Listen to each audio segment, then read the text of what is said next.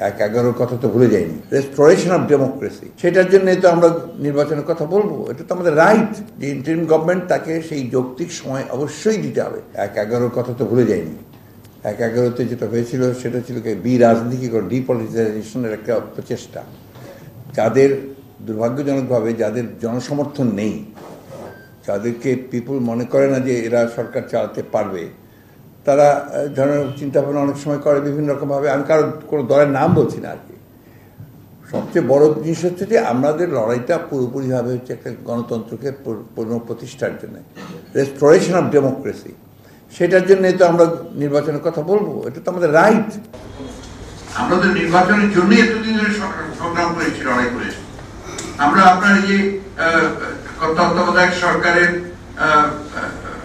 বাতিল করা হলো, তার জন্য তো ওই দলগুলো মিলেও তো আমরা আন্দোলন করেছি, এবং ওই দলগুলোর অনেকের কিন্তু আপনার তার পরের আন্দোলনের পরে অনেক নির্যাতন ভোগ করতে হয়েছে। এমনকি আপনার তাদের অফিস টফিস আদালত সব বন্ধ করে দেওয়া হয়েছে, ঠিক না? তো এখন ওই আন্দোলনকে, ওই বিষয়কে বাদ দিয়ে তো আমি অন্য কোনো রাজনৈতিক চিন্তা এই মুহূর্তে করবো না। হ্যাঁ, আমি অবশ্যই বলেছি যে ইন্টারিম গভর্নমেন্ট এসছে এবং সেটা আন্দোলনের মধ্য দিয়ে এসছে, বিপ্লবের মধ্য দিয়ে এসছে।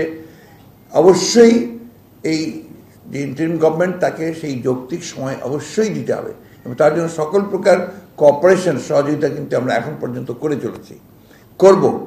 যতদিন আমরা মনে করি যে সরকার রাইট ট্র্যাকে থাকবে, অবশ্যই আমরা সেটা করব।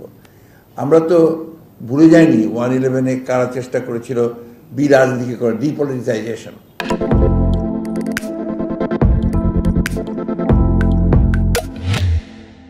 যে রাজনীতির দরকার নেই, সিলেক্টেড লোকজন আসবে, এই ধরনের চিন্তা ভাবনা করেছিল। এমনকি ওই সময় আমার দলকে পর্যন্ত আপনার পুরোপুরি বাতিল, নিশ্চিহ্ন করবার চেষ্টা হয়েছিল।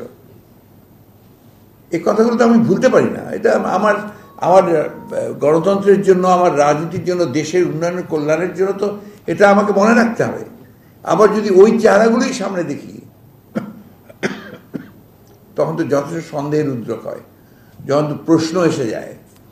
এই জন্য আমরা সেটাও বলেছি যে আমরা এইবার আন্দোলনে এবং এই বিগত ফ্যাসিস্ট আওয়ামী লীগ সরকারের দোষর হিসাবে যারা কাজ করেছিল, যারা তাদেরকে সহায়তা করেছে, তাদেরকে এই হত্যা করতে সহায়তা করেছে, আমরা তাদের চেহারাগুলো দেখতে চাই না।